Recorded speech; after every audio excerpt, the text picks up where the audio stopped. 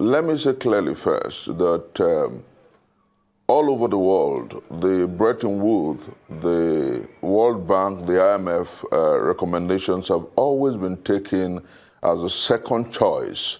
The first choice has always been national interest. Tragically, the third world, and indeed African countries, are unable to distance themselves from these programmatic. They almost always settle for what advice, if you like, what prognostication, if you like, what policy stipulation, if you like, that the World Bank and indeed the IMF throws at Africa and a few other countries. The first question I'll ask is, why is America always at daggers drawn with the World Bank and the IMF? Why is France almost always at daggers drawn with the IMF and the World Bank? Why is China and several other countries almost at daggers drawn with the World Bank and the IMF? They survive on the plethora of conflicts and policy somersaults, if you like, of several other countries. And in this case, Nigeria is their pot. This is where they want to feast. Let me say clearly, I'm not an economist. By training, I'm a lawyer. By vocation, I do PR consultancy and leadership training. But let me say clearly that as you and I talk, it's obvious that if you do not have an economy that understands, that addresses the fundamental issues of nationhood, if you dance through the contours or the confines of populism over policy articulation and formulation, if you try to impress those who want to run your economy for you, then you run into a dead end. And that's exactly what we have. Look at the value of the naira as it is today, and you ask yourself, if you go, just a simple Google check, and ask what will happen if you free float, if you allow your naira without ensuring that you pluck a few holes, without ensuring that there is production, without ensuring that there is export. What happens to your economy when you allow the naira to fight, permit my choice of word, the dollar? What you have is devaluation. What you have is inflation. What you have is hunger, poverty, disease, despondency, and want. And that's what we have today. As you and I talk, Dr. Ruben, as you and I talk, Rufai, as we talk about our country, what is glaringly obvious, today is Salah. Go through the streets and see how much hunger, how much pain, how much melancholy, how much penury, how much warmth you have on our socio-political space. And then for those who partisan obscurantists, permit my choice of word, Dr. Ruben, for those who believe that everything must be seen from the prism of politics, they are absolutely unfair to our country. I listened to one guest on this show yesterday who was talking about how nice in 1 month, it's 29th of June today, how nice in 1 month the political articulation of the present regime has been. And I say, why are Nigerians smart by half?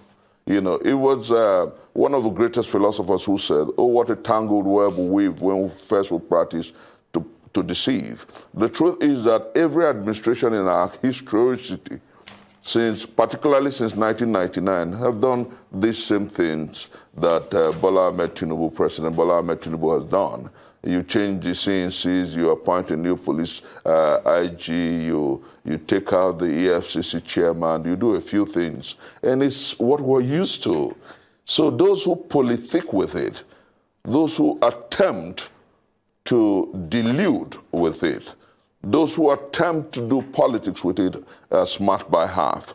I think that fundamentally what we have is that the pillars and the graphs of poverty and hunger, disease and despondency has deepened.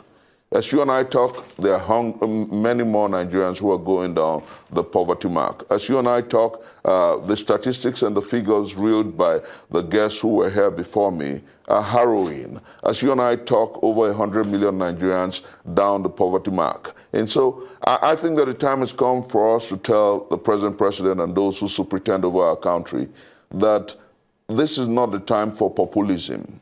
This is not the time to dance the music or the tune played by the IMF, the World Bank, and indeed the Bretton Woods associations, organizations. This is the time to put Nigeria first. And that's the position of the civil society. That's the position of the Action Committee, and that's the position of the Country First movement that I represent. The time has come to think about how we'll fix our country and make leadership responsible and responsive to our people. You know, the tragedy of our country is that there's so much of falsehood, so much of deceit, so much of corruption that the political operators, pardon my choice of words, political, you know, they come with all kinds of tricks and they tell you, oh, this is what will work, this is how it will work, we're given so much money to so and so and person.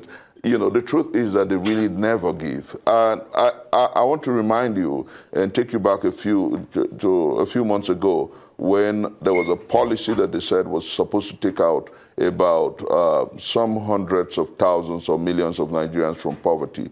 And they said it had to, it was superintended by the Ministry of Labor. They told you it was supposed to be a policy that would run first for 3 months and another 6 months. And about 56 billion or 46 billion was marked for that policy. Where are those who received those funds? And nobody, you know, so I think that the time has come for us to really begin to criticize and critique most of these policy statements and then ask our president, like I said, to stop the populism and look at the papers and look at the figures and look at how this things work. Let me give you a practical instance. The World Bank would say what it would say. The IMF would say its own. But have you asked yourself, the policy on removal of subsidy, and then you ask yourself, a few months ago, they told us about 65 million liters of fuel were consumed daily in Nigeria. And then just a few days ago, they said, oh, it has come down to 40 million. So the 25 million liters, how did it happen? What happened? Who are those who collected money on those subsidy monies on those liters? And where are we as a nation? And what is the policy of government to recover these funds? I think that unfortunately and unfairly, those who pretend this country have consistently impoverished the people and enriched the political operators. Unfortunately, albeit consistently, they have subsidized the lives of the rich and the noble rich and avoided making better the lives of the Nigerian people. But the question I always ask economists and those who have gone into this gamut of deceit is, where really was the subsidy?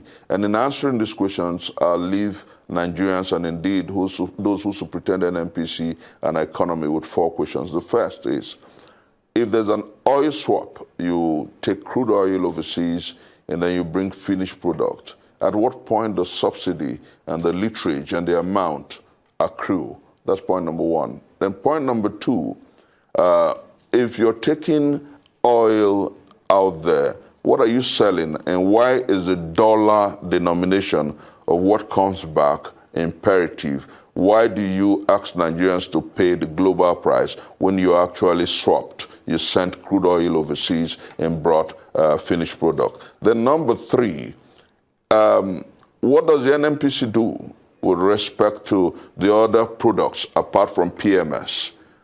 Diesel, that's AGO, liquefied natural gas, high fuel oil, and several other things. What do they do? And so why and how did the cost for subsidy rise so high? And then the 4th one, which is very important, is what is actually the exact number of liters of fuel that we consume in this country?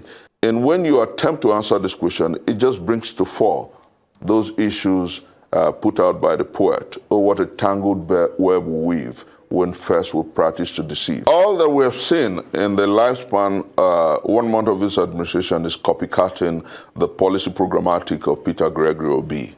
So clearly, Peter Gregory Obi would have done better. Clearly, He understands the Nigerian politics. Clearly, he understands the economy. He clearly understands business and is a trader. And I hope that the courts of law will do what is proper, right and right, by ensuring that the man who truly won the 25th February election. We've got to go now. You are obedient. Yeah. That has been established.